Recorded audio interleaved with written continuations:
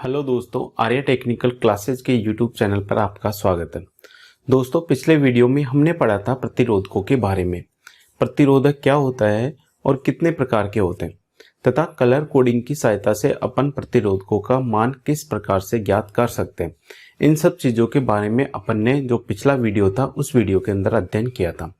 दोस्तों, आज के वीडियो में हम अध्ययन करेंगे प्रतिरोधकों के संयोजन के बारे में कि प्रतिरोधकों को दो या दो से अधिक प्रतिरोधकों को अपन एक दूसरे के साथ किन किन प्रकार से अपन जोड़ सकते हैं। तो दोस्तों, जो प्रतिरोधक होते हैं उनको अपन तीन प्रकार से जोड़ सकते हैं। पहला है श्रेणी क्रम, दूसरा होता है समांतर क्रम और तीसरा होता है कौन सा, मिश्रित संयोजन या मिश्रित क्रम। तो दोस्तों, अब तीनों संयोजनों का अपन एक एक करके विस्तार से अध्ययन करते हैं। तो सबसे पहले अपन का आज का टॉपिक है वो स्टार्ट करते हैं प्रतिरोधकों का संयोजन, और उसमें भी अपना पहला टॉपिक होगा श्रेणी क्रम संयोजन। क्या होगा? श्रेणी क्रम संयोजन। तो आज का अपना जो टॉपिक है वो है प्रतिरोधकों का संयोजन।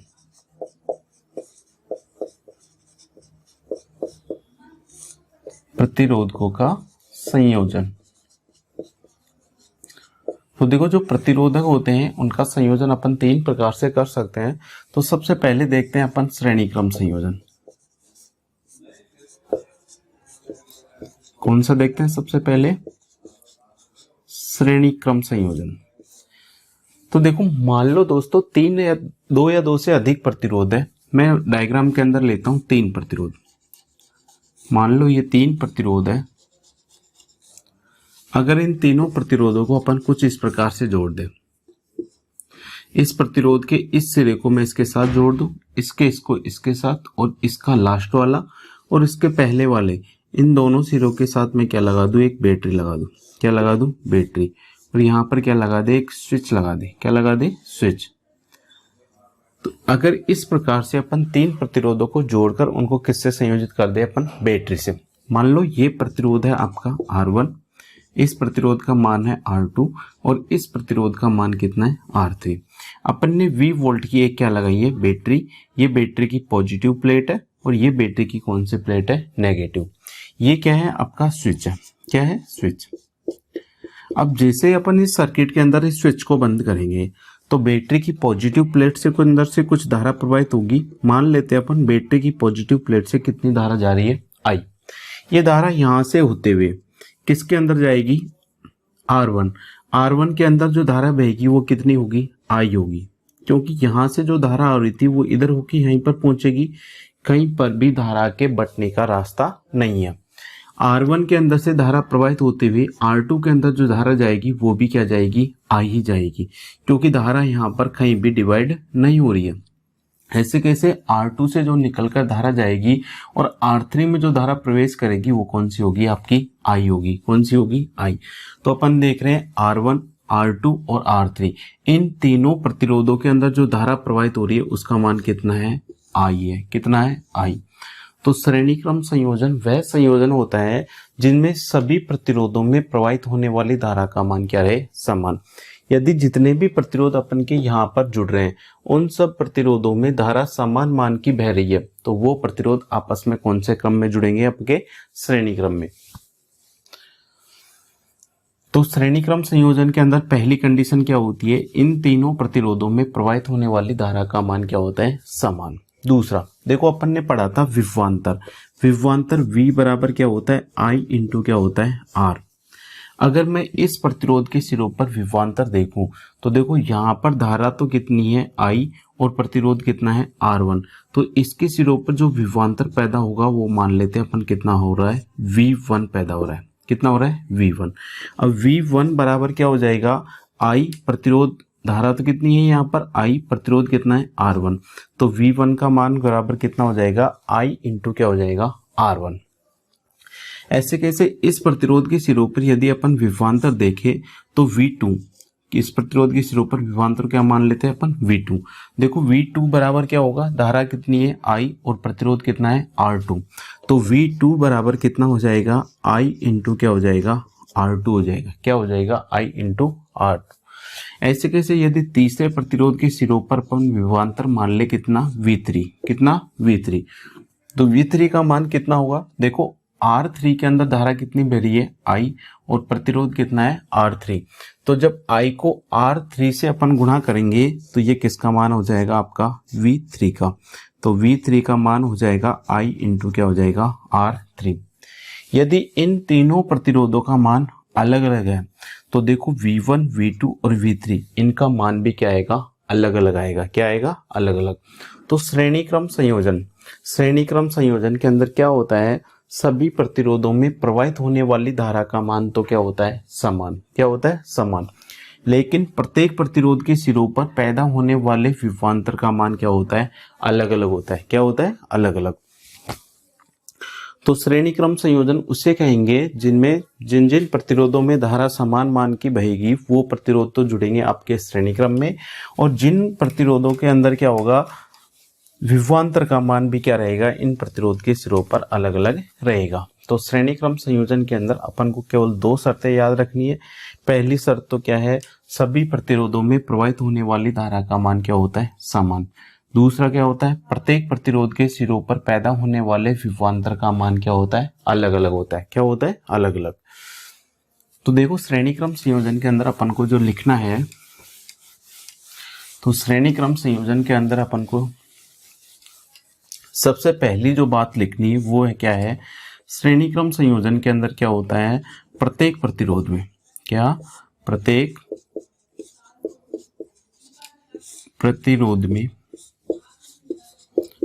प्रतिरोध में प्रवाहित धारा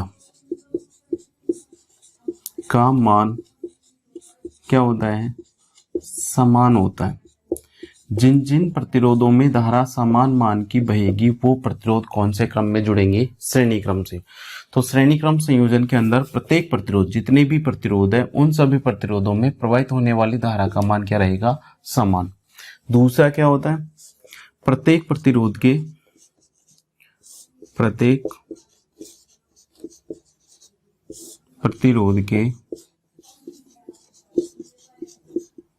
सिरों पर पैदा होने वाले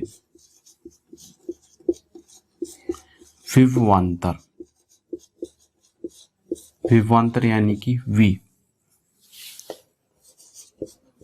का मान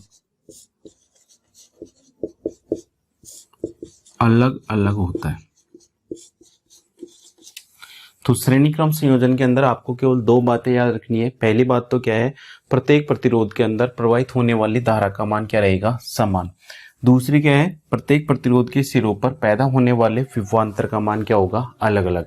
यदि प्रत्येक प्रतिरोध में प्रवाहित होने वाली धारा का मान समान है और प्रत्येक प्रतिरोध के सिरों पर पैदा होने वाले विभवांतर का मान अलग अलग है तो वो सभी प्रतिरोध कौन से क्रम में जुड़ेंगे आपके श्रेणी क्रम में। अगला है श्रेणी क्रम में कुल प्रतिरोध निकालने का सूत्र। क्या श्रेणी क्रम में या श्रेणी क्रम संयोजन में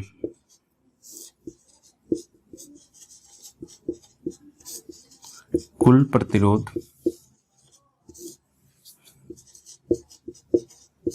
ज्ञात करने का सूत्र। अगर मान लो दो या दो से अधिक प्रतिरोध आपस में श्रेणी क्रम में जुड़ रहे हैं तो उन सब प्रतिरोधों का कुल प्रतिरोध कैसे ज्ञात करेंगे, तो उसका सूत्र क्या होगा आपका R इक्विवेलेंट बराबर होगा R1 plus R2 plus R3 plus dot dot dot plus के Rn। मतलब जितने भी प्रतिरोध श्रेणी क्रम में जुड़ रहे हैं उन सब प्रतिरोधों के मानों को आपस में क्या कर देंगे ऐड कर देंगे, आपस में क्या कर देंगे जोड़ देंगे। तो उन सब प्रतिरोधों का क्या आ जाएगा अपन का कुल प्रतिरोध। तो श्रेणी क्रम संयोजन के अंदर कुल प्रतिरोध ज्ञात करने का सूत्र क्या होता है, R इक्विवेलेंट बराबर क्या होता है R1 plus R2 plus R3 plus dot dot dot Rn। मतलब जितने भी प्रतिरोध श्रेणी क्रम में जुड़ रहे हैं उन सब प्रतिरोधों के मानों को आपस में क्या कर देंगे जोड़ देंगे। तो उस परिपथ का क्या आ जाएगा अपन के पास कुल प्रतिरोध। क्या आ जाएगा कुल प्रतिरोध। अगली जो लाइन याद रखनी है आपको इसमें, यदि श्रेणी क्रम में सभी प्रतिरोध क्या हो समान मान के हो, श्रेणी क्रम में संयोजित सभी प्रतिरोध क्या हो यदि समान मान के, तो देखो कुल प्रतिरोध कैसे निकालेंगे। सभी प्रतिरोध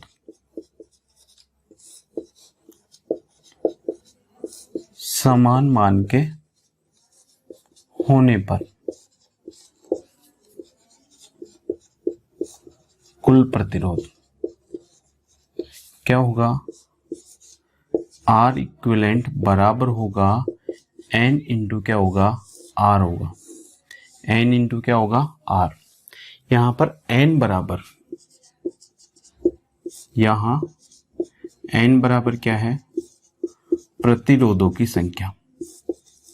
क्या है, प्रतिरोधों की संख्या। आर बराबर क्या है, किसी एक प्रतिरोध का मान, किसी एक प्रतिरोध का मान, वो क्या होगा आपका, आर हो जाएगा। तो यदि मान लो श्रेणी क्रम में जो प्रतिरोध जुड़ रहे हैं उन सब प्रतिरोधों का मान क्या है, समान है। क्या है, समान। तो उन सब प्रतिरोधों का कुल प्रतिरोध निकालने का जो सूत्र आएगा वो क्या होगा, आर इक्विवेलेंट बराबर क्या होगा, एन इंटू आर। अगर क्वेश्चन इस प्रकार से आ जाए, यदि 5 ओम के, क्या, यदि 5 ओम के 500 प्रतिरोध, क्या 5 ओम के 500 प्रतिरोध क्या हो, श्रेणी क्रम में जुड़े हो। कौन से क्रम में जुड़े हो, श्रेणी क्रम में जुड़े हो, तो परिपथ का कुल प्रतिरोध कितना होगा, परिपथ का कुल प्रतिरोध क्या होगा। क्या दिया है क्वेश्चन, यदि 5 ओम के 500 प्रतिरोध कैसे जुड़ रहे हैं आपके श्रेणी क्रम में, तो परिपथ का कुल प्रतिरोध क्या होगा। तो एक फॉर्मूला तो क्या पढ़ा था अपन ने, आर इक्विवेलेंट बराबर R1 plus R2 plus R3, ऐसे कितना चलेगा, 500 तक चलेगा। कितना चलेगा, 500। तो कैसे करेंगे, 5 प्लस 5 प्लस 5, ऐसे कितनी बार लिखना पड़ेगा अपन को, 500 बार। फिर टोटल इनको जोड़कर अपन किसका मान निकाल सकते हैं, आर इक्विवेलेंट का। लेकिन देखो यहाँ पर 500 प्रतिरोधों की संख्या कितनी है, 500, लेकिन 500 के 500 जो प्रतिरोध है वो प्रत्येक प्रतिरोध कितने ओम का है, 5 ओम का। कितने ओम का है, 5। यानी कि 5 ओम के 500 प्रतिरोधों को कौन से क्रम में जोड़ा है इन्होंने, श्रेणी क्रम में। तो सभी प्रतिरोधों का मान क्या हो गया, समान। जब सभी प्रतिरोधों का मान समान होगा तो कुल प्रतिरोध निकालने का फॉर्मूला होता है आर इक्विवेलेंट बराबर होता है एन इंटू आर। यहाँ पर क्या है, एन बराबर क्या है, प्रतिरोधों की संख्या। कितनी संख्या दे रखी है, 500, यानी कि एन का मान कितना दे रखा है आपको, 500 दे रखा है।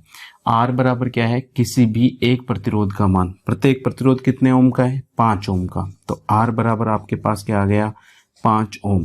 तो आर इक्विवेलेंट बराबर क्या होगा आपका, एन इंटू क्या होगा, आर। एन का मान कितना आपके पास, 500, आर का मान कितना आपके पास, 5। तो आंसर कितना आ जाएगा आपका, 2500 ओम। यानी कि उस परिपथ का जो कुल प्रतिरोध होगा वो प्रतिरोध कितना होगा आपका, 2500 ओम होगा। कितना होगा, 2500 ओम। तो श्रेणी क्रम संयोजन वो संयोजन होता है जिसमें सभी प्रतिरोधों में प्रवाहित होने वाली धारा का मान क्या होता है, समान।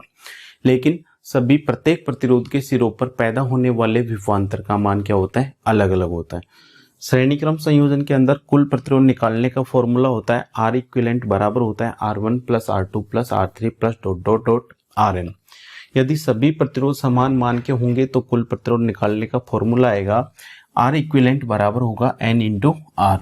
यहाँ पर n बराबर क्या है, प्रतिरोधों की संख्या, और r बराबर क्या है, किसी भी एक प्रतिरोध का मान। अगर क्वेश्चन आपसे आ जाए यदि 5 ओम के 500 प्रतिरोध श्रेणी क्रम में जुड़े हो तो परिपथ का कुल प्रतिरोध कितना होगा। तो देखो यहाँ पर सभी प्रतिरोध समान मान के हैं, तो r बराबर अपन को दिया है कितना, 5 ओम, और n बराबर दिया है कितना, 500। फॉर्मूला लग जाएगा r इक्विवेलेंट बराबर n इंटू आर। तो 500 को जब अपन 5 से गुणा करेंगे तो कितना आ जाएगा, 2500। कितना आ जाएगा, 2500। श्रेणी क्रम संयोजन के अंदर आपको एक लाइन और आती है, कई बार क्वेश्चन पूछ लेता है श्रेणी क्रम संयोजन के अंदर जो कुल प्रतिरोध होता है उसका मान कितना होता है। श्रेणी क्रम संयोजन के अंदर जुड़े हुए जो प्रतिरोध है उसमें से यदि कुल प्रतिरोध निकालेंगे तो उसका मान कितना होगा। तो श्रेणी क्रम संयोजन, श्रेणी क्रम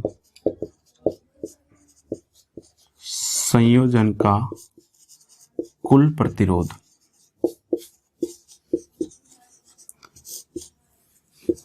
प्रतिरोध का मान सबसे ज्यादा सबसे ज्यादा मान वाले प्रतिरोध से भी ज्यादा होता है। क्या लिखा मैंने? श्रेणी क्रम संयोजन के अंदर जो कुल प्रतिरोध का जो मान आएगा उसका मान सबसे ज्यादा मान वाले प्रतिरोध से भी क्या होगा? ज्यादा। मान लो 3 प्रतिरोध है, एक है आपका 100, एक है आपका 1000, एक है मान लो आपका 5000। इन तीनों प्रतिरोधों को मैंने क्या जोड़ा है? श्रेणी क्रम। तो इन तीनों प्रतिरोधों का जो कुल प्रतिरोध होगा वो सबसे ज्यादा मान, सबसे ज्यादा कितने का है? 5000। उससे भी क्या आएगा? ज्यादा। मतलब अपना जो आंसर आएगा इस 5000 से भी क्या आएगा? ज्यादा आएगा। मतलब सबसे ज्यादा मान वाले प्रतिरोध से भी क्या आएगा? ज्यादा। तो देखो 5 और 1 6, कितने आएंगे इसके? 6100 ओम। तो ये जो मान आया, ये मान क्या है? सबसे ज्यादा मान वाले प्रतिरोध से भी क्या है? आपका ज्यादा है। तो श्रेणी क्रम संयोजन का कुल प्रतिरोध का मान सबसे ज्यादा मान वाले प्रतिरोध से भी क्या होता है? ज्यादा होता है। तो ये तो हो गया आपका श्रेणी क्रम संयोजन। अगला जो संयोजन है वो है आपका समांतर क्रम संयोजन।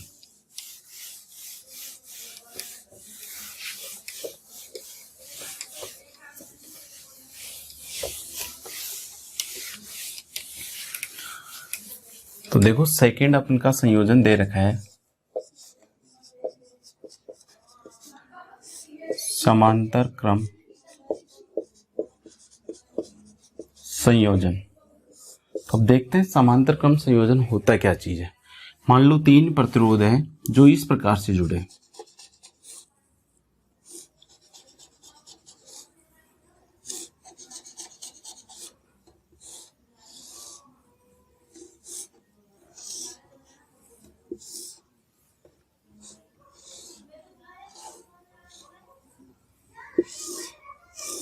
और इनको यहां से किसके साथ जोड़ दे? अपन बैटरी के साथ जोड़ दे। तो देखो ये बैटरी की पॉजिटिव प्लेट हैगी, ये बैटरी कौन सी होगी? नेगेटिव। मान लो इस प्रतिरोध का मान कितना है? R1, इसका मान कितना है? R2, इसका मान कितना है? R3। तो बैटरी के अंदर क्या होगा? पॉजिटिव प्लेट से नेगेटिव प्लेट के अंदर क्या होगी? धारा प्रवाहित होती।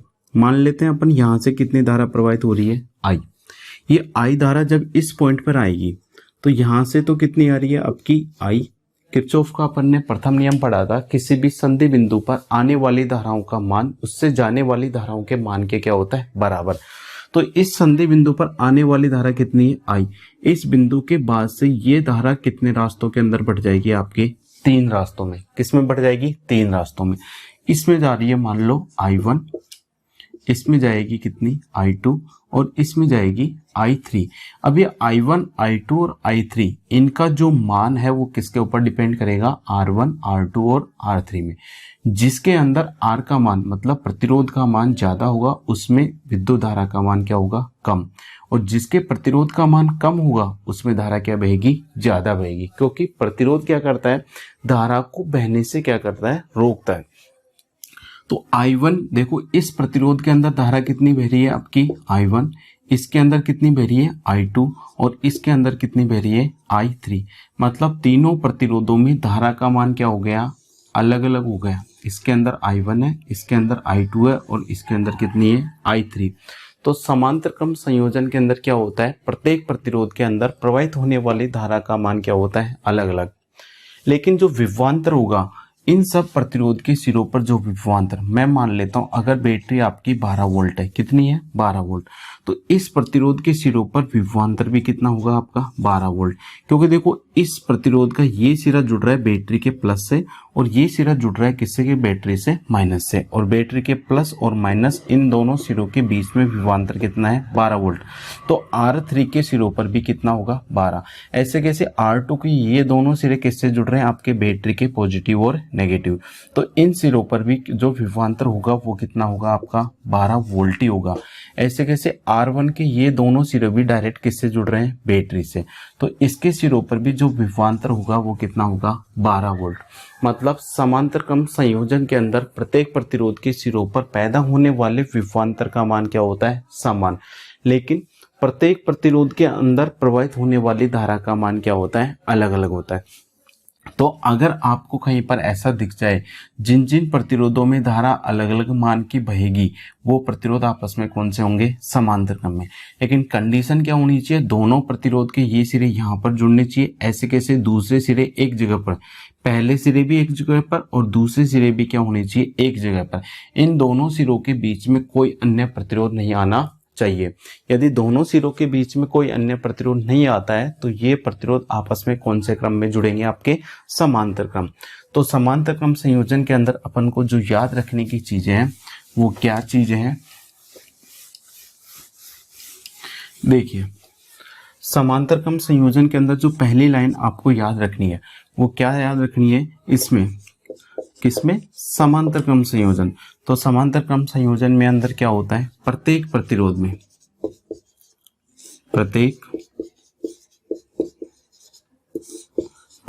में प्रवाहित धारा का मान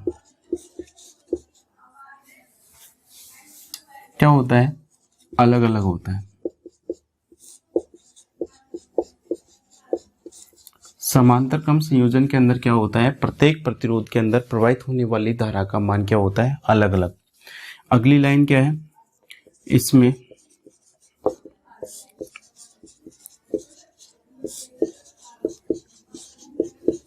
प्रत्येक प्रतिरोध के सिरों पर विभवांतर का मान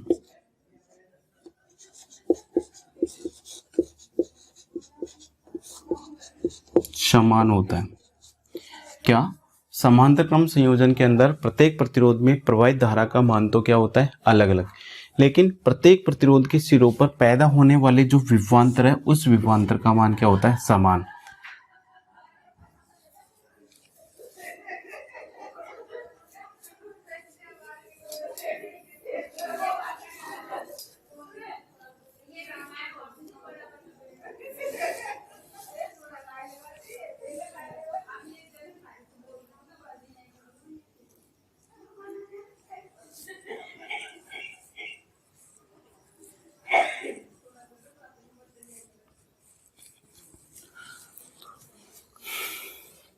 तो देखो समांतर क्रम संयोजन के अंदर प्रत्येक प्रतिरोध में धारा का मान तो क्या होता है, अलग अलग, धारा का मान तो अलग अलग होता है और विभवांतर का मान क्या होता है, समान होता है। क्या होता है, समान।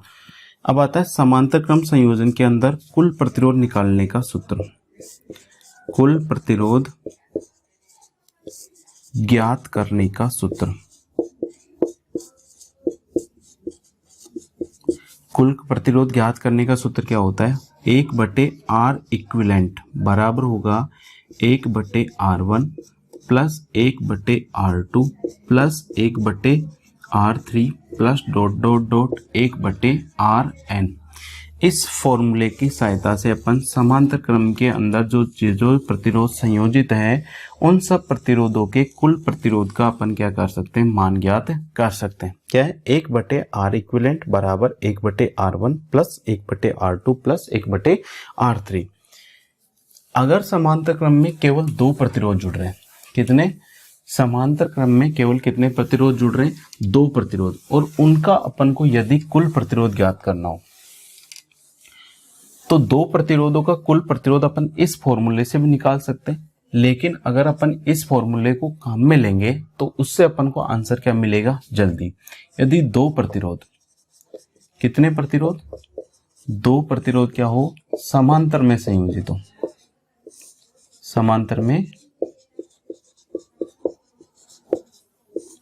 संयोजित हो तो कुल प्रतिरोध। यदि समांतर क्रम में दो प्रतिरोध क्या है, समांतर में संयोजित है तो कुल प्रतिरोध निकालने का फॉर्मूला होगा R इक्विवेलेंट बराबर, ऊपर तो दोनों प्रतिरोधों के मानों को क्या कर दो आप, गुणा, और नीचे दोनों प्रतिरोधों के मानों को आपस में क्या कर दो, जोड़ दो। इस फॉर्मूले की सहायता से अपन डायरेक्ट क्या कर सकते हैं, उसका मान ज्ञात कर सकते हैं। ऊपर तो दोनों को क्या करना है, गुणा, और नीचे दोनों को क्या करना है, जोड़ना है।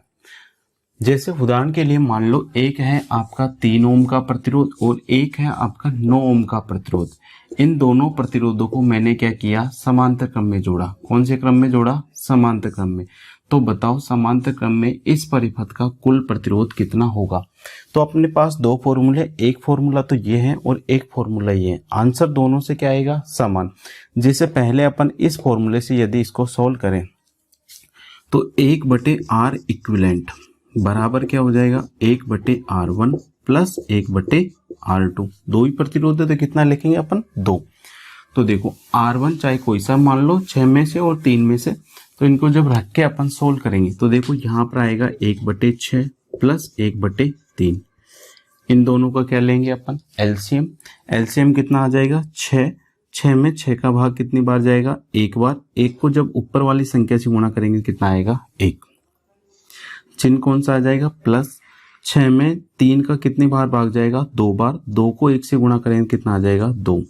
और 2 को जब 1 में जोड़ेंगे तो कितना आ जाएगा, 3/6। ये किसके बराबर है, 1/R इक्विवेलेंट। अपन को किसका मान निकालना है, R इक्विवेलेंट। तो यहाँ पर ये नीचे वाली संख्या यदि ऊपर जाएगी तो यहाँ पर भी नीचे वाली संख्या कहाँ ले जाएंगे, ऊपर। और ऊपर वाली संख्या को कहाँ ले आओ, नीचे। तो 6 तो चल जाएगा आपका ऊपर और 3 कहाँ जाएगा, नीचे। 6 में अपन 3 का भाग देंगे तो इस परिपथ का जो कुल प्रतिरोध आएगा वो कितना आएगा, 2। तो एक तरीका तो ये था जिससे अपन को इतना कुछ करना पड़ता है। अगर दो ही प्रतिरोध है और दोनों समांतर क्रम में जुड़े हैं तो डायरेक्ट ऊपर तो दोनों को क्या कर दो, गुणा। 3 को और 6 को ऊपर डायरेक्ट दोनों को क्या कर दो, गुणा। और नीचे दोनों को क्या कर दो, जोड़ दो। 6 को 3 से गुणा करेंगे तो कितना आएगा, 18। 6 में 3 जोड़ोगे तो कितना आएगा, 9। और 18 में जब अपन 9 का भाग देंगे तो आंसर कितना आ गया आपके पास, 2। तो एक अपन इस फॉर्मूले का उपयोग करके बहुत ही कम समय के अंदर बिगर कैलकुलेशन किए अपन क्या ला सकते हैं, आंसर। इस फॉर्मूले से अपन को थोड़ा टाइम ज्यादा लगेगा। तो यदि दो प्रतिरोध है तो अपन फॉर्मूला काम में लेंगे, R इक्विवेलेंट बराबर होगा एक R1 इंटू R2। ऊपर तो दोनों को गुणा, नीचे दोनों को क्या करना है, जोड़ना है।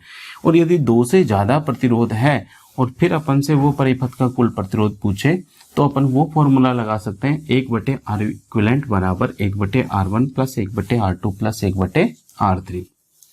यदि समांतर क्रम में जो प्रतिरोध जुड़ रहे हैं वो सभी प्रतिरोध क्या है, यदि समान मान के,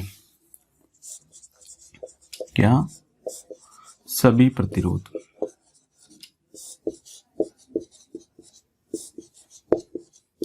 समान मान के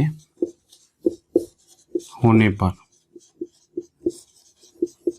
कुल प्रतिरोध ज्ञात करने का जो फॉर्मूला होगा वो होगा R इक्विवेलेंट बराबर होगा R बटे क्या होगा, N। R इक्विवेलेंट बराबर क्या होगा, R बटे N। यहाँ पर R बराबर क्या है, किसी एक प्रतिरोध का मान, किसी एक प्रतिरोध का मान। और N बराबर क्या है, यहाँ पर प्रतिरोधों की संख्या, प्रतिरोधों की संख्या। तो यदि क्वेश्चन आ जाए मान लो 5 ओम के, कितने, 5 ओम के 50 प्रतिरोध, कितने, 50 प्रतिरोध आपस में कौन से क्रम में जुड़ रहे हैं, समांतर क्रम में जुड़ रहे हैं। तो परिपथ का कुल प्रतिरोध कितना होगा, तो देखो R का मान कितना है आपका 5, N का मान कितना आ गया 50। तो आंसर कितना आ जाएगा, 1/10 मतलब कितना हो जाएगा, 0.1 ओम। उस सर्किट का क्या होगा, आपका कुल प्रतिरोध आएगा। तो यदि सभी प्रतिरोध समान मान के हैं तो कुल प्रतिरोध निकालने का सूत्र कौन सा लेंगे अपन, R इक्विवेलेंट बराबर होगा R बटे N। तो ये तो हो गया आपका समांतर क्रम संयोजन। अब समांतर क्रम संयोजन के अंदर जो कुल प्रतिरोध आता है उस कुल प्रतिरोध का जो मान होता है वो सबसे कम मान वाले प्रतिरोध से भी क्या होता है, कम होता है। क्या लिखा मैंने, समांतर क्रम संयोजन में, समांतर क्रम संयोजन का कुल प्रतिरोध, कुल प्रतिरोध क्या होगा, सबसे कम मान वाले, सबसे कम मान वाले प्रतिरोध से भी कम होगा। क्या लिखा मैंने, समांतर क्रम संयोजन का जो कुल प्रतिरोध होगा वो उस परिपथ में सबसे कम मान वाला जो प्रतिरोध होगा उससे भी क्या आएगा, कम आएगा। जैसे मान लो एक है आपका 3 ओम का प्रतिरोध, एक है आपका 10 ओम का प्रतिरोध और एक है आपके 500 ओम का प्रतिरोध। इन तीनों प्रतिरोधों को कौन से क्रम में जोड़ा है, समांतर क्रम से। और समांतर क्रम में जोड़कर आपसे पूछे कि इनका कुल प्रतिरोध कितना होगा, कुल प्रतिरोध कितना होगा। तो इसका जो कुल प्रतिरोध होगा उसका मान, सबसे कम मान वाला प्रतिरोध कितना है, 3 ओम। इस 3 ओम से भी क्या आएगा, कम आएगा। 3 ओम से भी क्या आएगा, कम। तो समांतर क्रम संयोजन का जो कुल प्रतिरोध होता है वो सबसे कम मान वाले प्रतिरोध से भी क्या आता है, कम आता है। क्या आता है, कम। ये लाइन बहुत इंपॉर्टेंट है, कई बार इससे डायरेक्ट क्वेश्चन आ जाता है। समांतर क्रम संयोजन के अंदर जो कुल प्रतिरोध का मान कितना होगा, तो कुल प्रतिरोध का मान क्या होगा, सबसे कम मान वाले प्रतिरोध से भी क्या होगा, कम होगा। तो ये तो हुए अपने श्रेणी क्रम और समांतर क्रम के जो थ्योरेटिकल था, मतलब होता क्या चीज है और कौन कौन से उनके फॉर्मूले काम में आते हैं। अब बात आती है एग्जाम के अंदर जो इनमें से क्वेश्चन आता है वो किस प्रकार से आता है। तो अपन को एग्जाम के अंदर जो क्वेश्चन देखने को मिलेगा श्रेणी और समांतर, उसमें क्या देगा, अपन को एक डायग्राम देगा और उस डायग्राम को देकर उसका या तो अपन से कुल प्रतिरोध पूछेगा या फिर उसके अंदर प्रवाहित होने वाली धारा का मान पूछता है। तो सबसे पहले मैं जो डायग्राम लेता हूं, मान लो पहला क्वेश्चन देखते हैं अपन।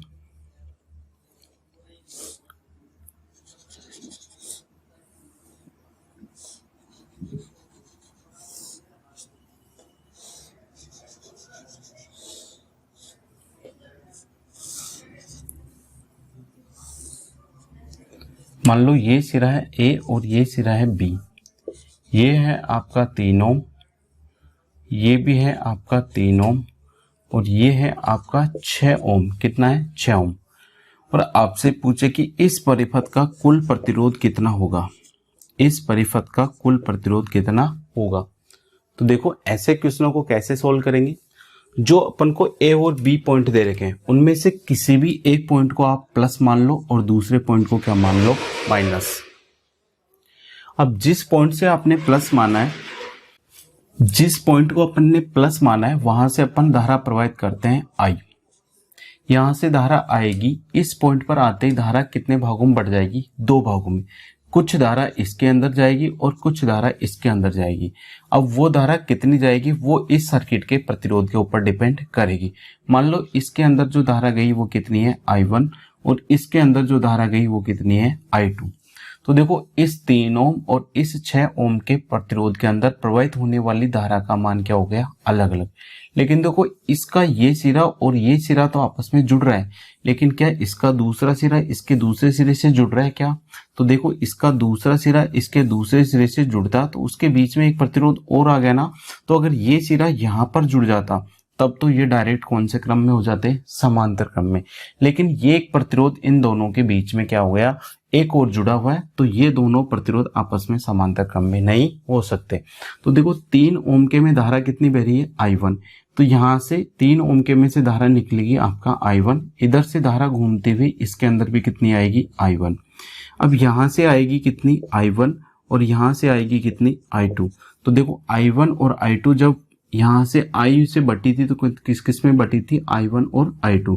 तो I1 और I2 वापस मिलकर किसका निर्माण कर लेगी, I का। तो सबसे पहला काम क्या करना है आपको, जिन 2 पॉइंट के बीच में कुल प्रतिरोध पूछा है उसमें से किसी भी एक पॉइंट को प्लस मानना है और दूसरे को क्या करना है, माइनस। फिर प्लस वाले से धारा प्रवाहित करते हुए कहां तक पहुंचना है, अपन को बी तक पहुंचना है। कहां तक पहुंचना है, बी तक। अभी इस सर्किट के अंदर अपन ये देखना है किन किन प्रतिरोधों के अंदर तो धारा समान बह रही है और किन किन प्रतिरोधों में धारा क्या बह रही है, अलग अलग। तो देखो एक तो ये 3 ओम के में प्रतिरोध में जो धारा बह रही है वो कितनी है, I1। ऐसे कैसे, इधर जो 3 ओम का है उसमें भी बहने वाली धारा का मान कितना है, I1। मतलब इन दोनों प्रतिरोधों में प्रवाहित होने वाली धारा का मान क्या है, समान। और अपन ने श्रेणी क्रम में पढ़ा था, श्रेणी क्रम संयोजन के अंदर धारा का मान क्या होता है, समान होता है। धारा का मान क्या होता है, समान।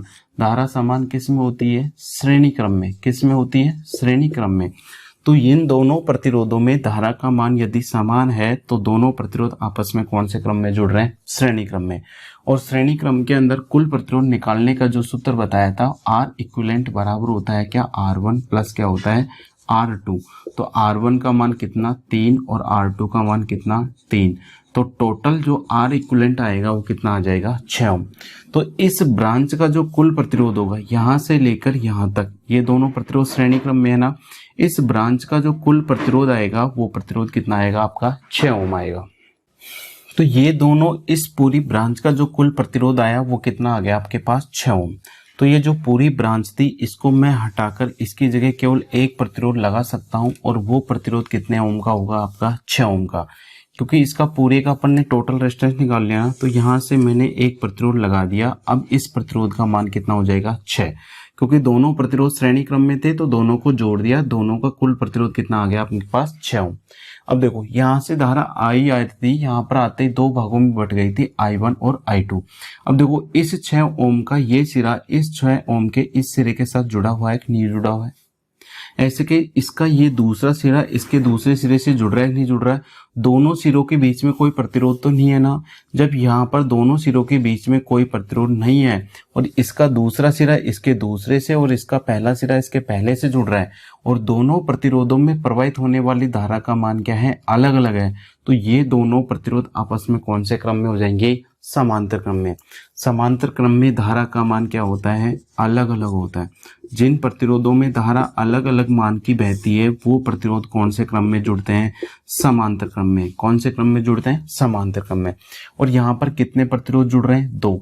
जब 2 प्रतिरोध समांतर क्रम में होते हैं तो मैंने आपको फॉर्मूला बताया था, R इक्विवेलेंट बराबर होता है, ऊपर तो दोनों को क्या करेंगे अपन गुणा, और नीचे दोनों को क्या करेंगे अपन जोड़ेंगे।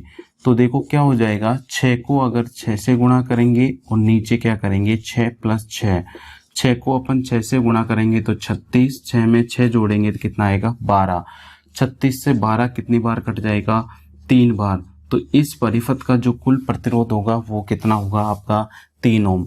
तो आपका जो आंसर सही होगा वो कितना होगा आपका 3 ओम होगा। क्या होगा आपका 3 ओम।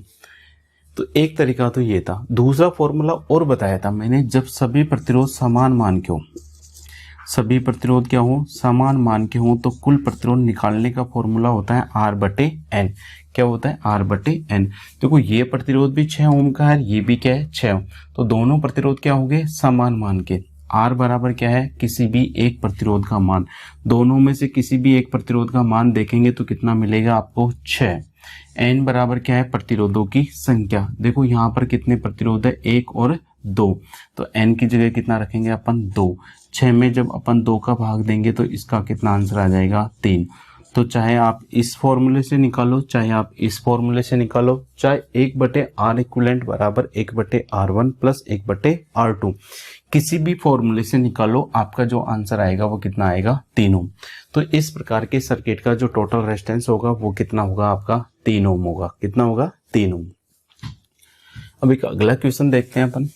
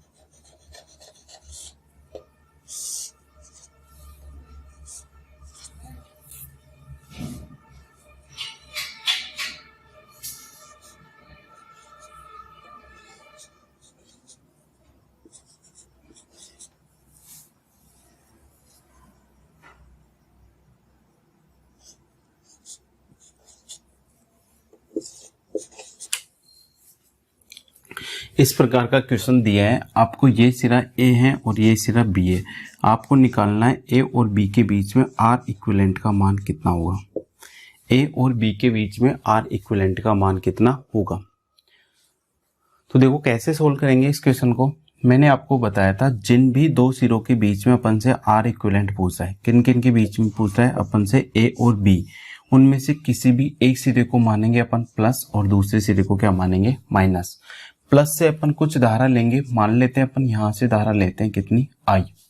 अब आई धारा जब इस पॉइंट पे आएगी तो कितने भागों में बढ़ जाएगी, 3 भागों में। इसके अंदर जा रही है मान लो I1, इसके अंदर जा रही है कितनी, I2, और इसके अंदर जा रही है कितनी, I3। तो देखो आई धारा जा रही है 4 ओम में, ये धारा यहाँ से घूमकर इधर जाएगी तो 2 ओम के में भी प्रवाहित होने वाली धारा का मान कितना होगा, I1 होगा। अब यहाँ से आ रही है कितनी आपकी I1, और यहाँ से आ रही है आपकी कितनी, यहाँ से आ रही है कितनी आपकी I2। तो देखो I1 और I2 मिलकर यहाँ से चल जाएगी आपकी I1 प्लस I2। तो इधर से आ रही है I1 प्लस I2 और इधर से आ रही है कितनी आपकी I3। तो I1, I2, I3 ये तीनों मिलकर किसका निर्माण करेंगे, आपके I का। तो इस प्रकार अपन ने सबसे पहले इन सभी प्रतिरोधों के अंदर धारा का मान क्या कर लिया, प्रवाहित कर दी। अब देखते हैं किन किन प्रतिरोधों में धारा समान मान की बह रही है। तो अपन देखेंगे 4 ओम के प्रतिरोध में धारा का मान कितना है, I1, और 2 ओम के प्रतिरोध में भी धारा का मान कितना है, I1। तो इन दोनों प्रतिरोधों में धारा का मान क्या है, समान। 4 ओम और 2 ओम, इन दोनों प्रतिरोधों में धारा का मान क्या है, समान। जिन प्रतिरोधों में धारा समान मान की होगी वो प्रतिरोध कौन से क्रम में जुड़ेंगे, श्रेणी क्रम। और श्रेणी क्रम के अंदर कुल प्रतिरोध निकालने का फॉर्मूला होता है R इक्विवेलेंट बराबर होता है 1/R1 प्लस 1/R2। और 4 को जब अपन 2 के साथ जोड़ेंगे तो कितना आ जाएगा, 6 ओम। मतलब इन दोनों प्रतिरोधों का जो कुल प्रतिरोध आएगा वो कितना आएगा, 6 ओम। तो मैं इन दोनों प्रतिरोधों की जगह केवल एक प्रतिरोध लगाता हूं और उस प्रतिरोध का मान कितना होगा आपका, 6 ओम होगा। कितना होगा, 6। तो ये जो 4 ओम और 2 ओम का प्रतिरोध था, इन दोनों की जगह मैंने केवल एक प्रतिरोध लगा दिया और उस प्रतिरोध का मान कितना हो गया आपका, 6 ओम। अब देखो इस 6 ओम का ये सिरा जुड़ रहा है 3 ओम के इस सिरे से। देखो इन दोनों के पहले से पहले सिरे यहाँ से जुड़ रहे हैं और इन दोनों के दूसरे सिरे यहाँ पर जुड़ रहे हैं, और इन दोनों के पहले और दूसरे सिरों के बीच में कोई दूसरा प्रतिरोध नहीं है। और इसके अंदर बहने वाली धारा है I1 और इसके अंदर बहने वाली धारा है कितनी, I2।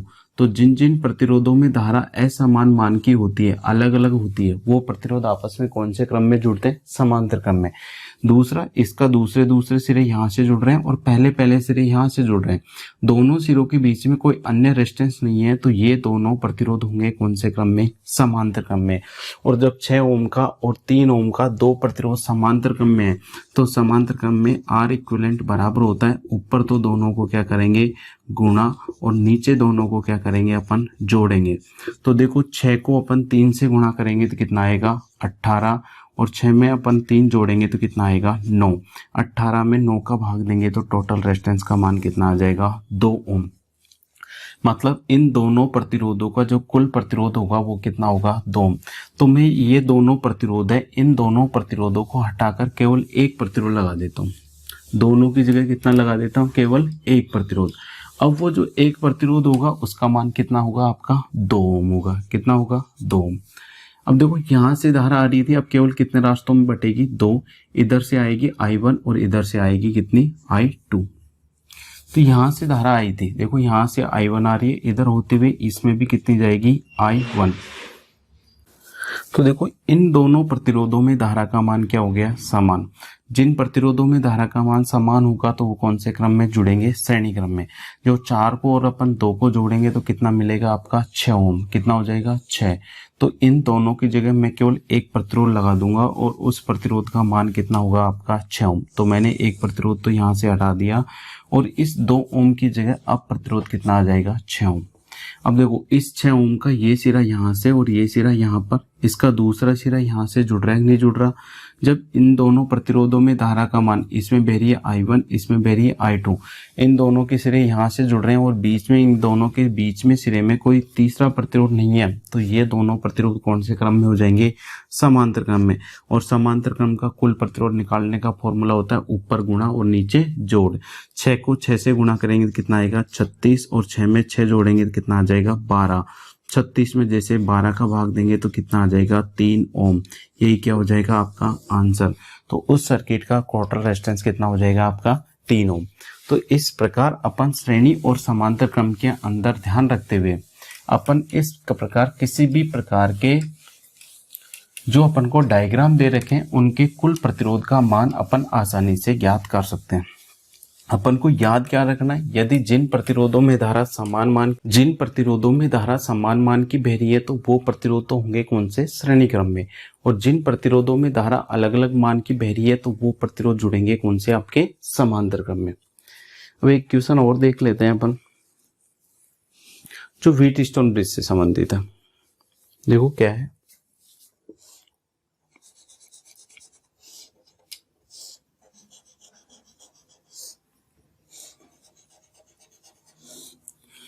अगर आपको इस प्रकार से कहीं डायग्राम देखने को मिल जाए,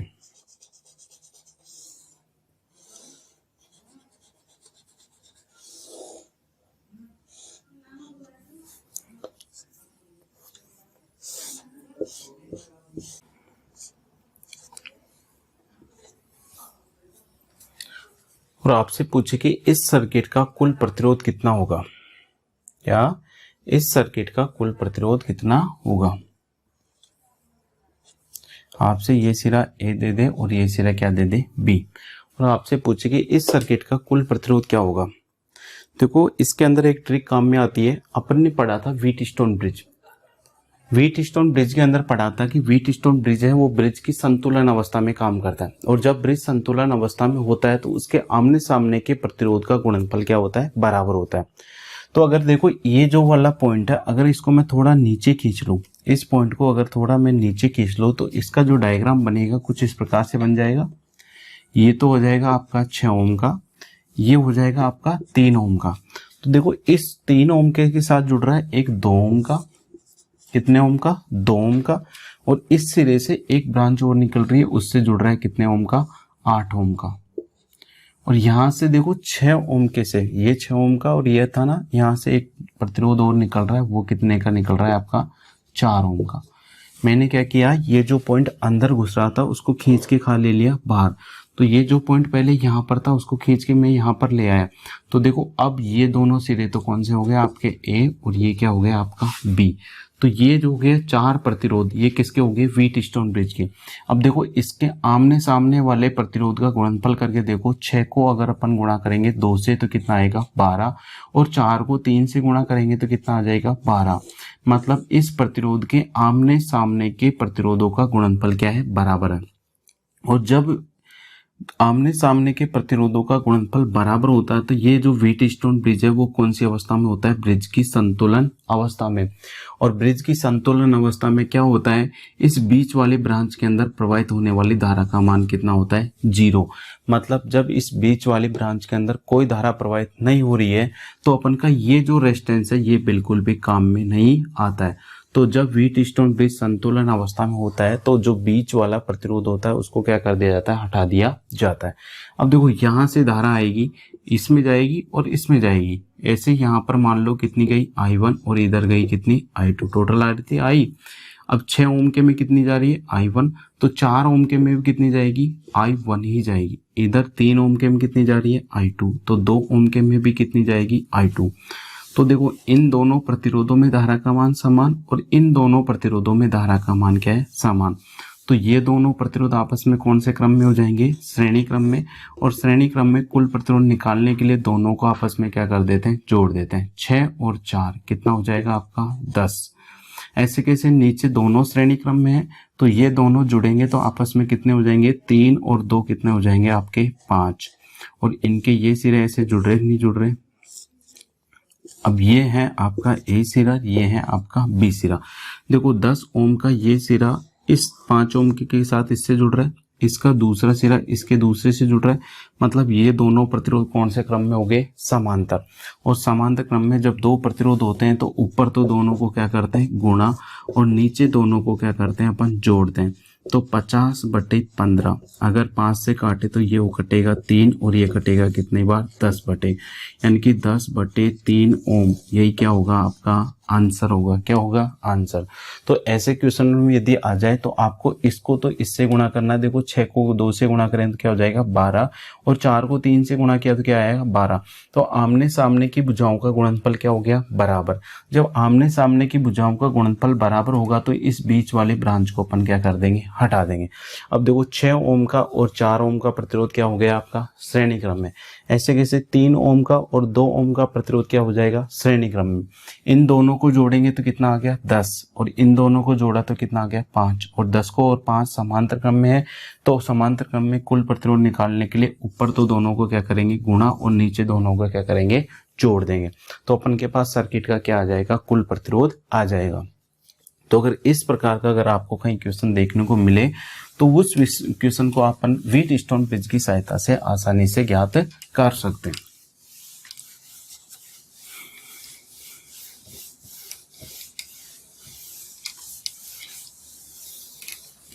एक क्वेश्चन और देख लेते हैं। अगर मान लो आपके पास क्वेश्चन कुछ इस प्रकार से दे दे, कई बार पूछा हुआ है, ये क्वेश्चन भी है बहुत सिंपल लेकिन कई बार कंफ्यूज कर देता है। मान लो ये है 6 ओम का, ये भी है 6 ओम का, ये भी है कितने ओम का? 6। इसका एक सिरा मैंने जोड़ दिया यहाँ से, इसका ये पॉइंट जोड़ दिया मैंने यहाँ से, और आपसे पूछे कि ए और बी के बीच में कुल प्रतिरोध का मान कितना होगा। क्या? ए और बी के बीच में कुल प्रतिरोध का मान कितना होगा। तो देखो कैसे सोल्व करेंगे इसको। अपन से पूछा है आर इक्विवेलेंट किस किस में? ए एंड बी के बीच में। ए एंड बी के बीच में आर इक्विवेलेंट का मान कितना होगा। तो मैंने क्या बताया था, जिन सिरों में अपन को आर इक्विवेलेंट मानना है उन सिरों में एक को तो मान लो प्लस और दूसरे को क्या मान लो? माइनस। अब देखो ये सिरा यदि यहाँ पर ए है, ठीक है, इस वाला पॉइंट क्या है? ए। तो देखो ये पॉइंट पूरा 6 ओम का किससे जुड़ा हुआ है? ए से। ऐसे कैसे? ए यहाँ इस पूरी ब्रांच के अंदर कोई प्रतिरोध है क्या? बिल्कुल भी नहीं है। तो जैसे कि जैसे बिल्कुल सीधा तार है तो ये वाला पॉइंट भी आपका कौन सा होगा? ए ही होगा, क्योंकि बीच में कोई प्रतिरोध नहीं है, तो ये पॉइंट क्या होगा आपका? ए।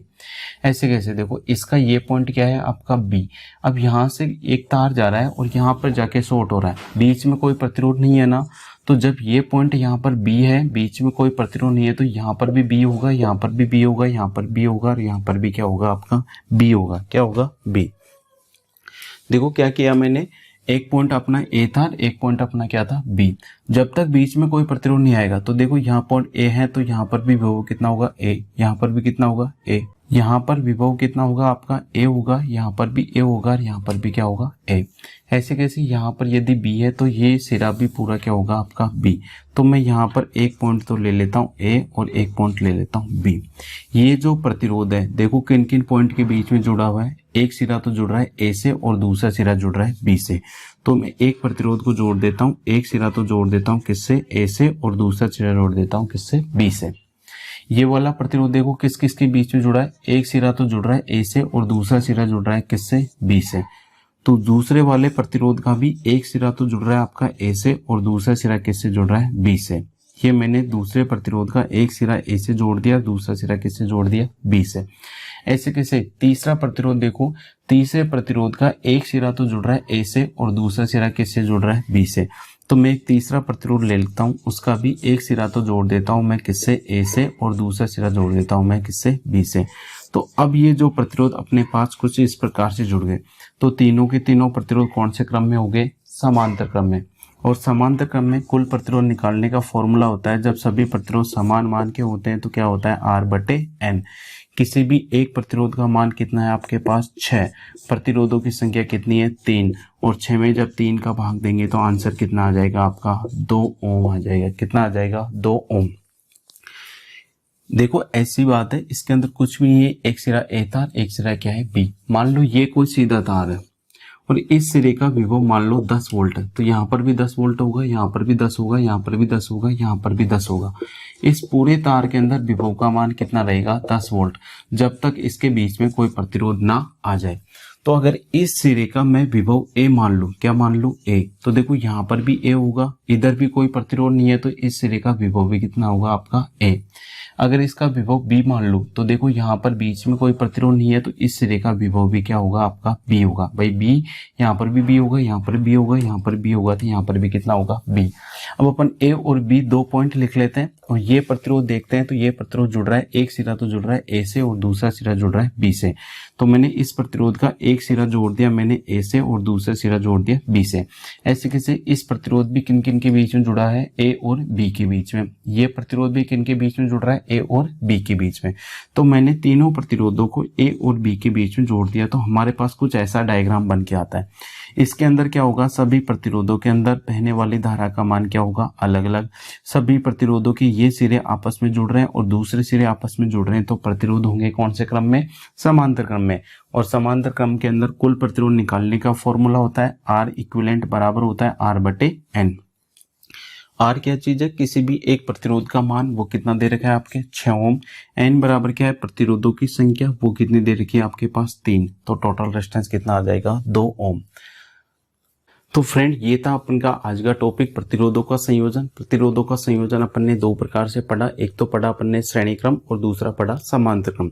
श्रेणी क्रम संयोजन के अंदर अपन ने देखा कि जिन प्रतिरोधों में धारा समान मान की बहती है वो प्रतिरोध आपस में जुड़ते हैं श्रेणी क्रम में, और जिन प्रतिरोधों में धारा अलग अलग बहती है वो प्रतिरोध जुड़ते हैं कौन से, समांतर क्रम में।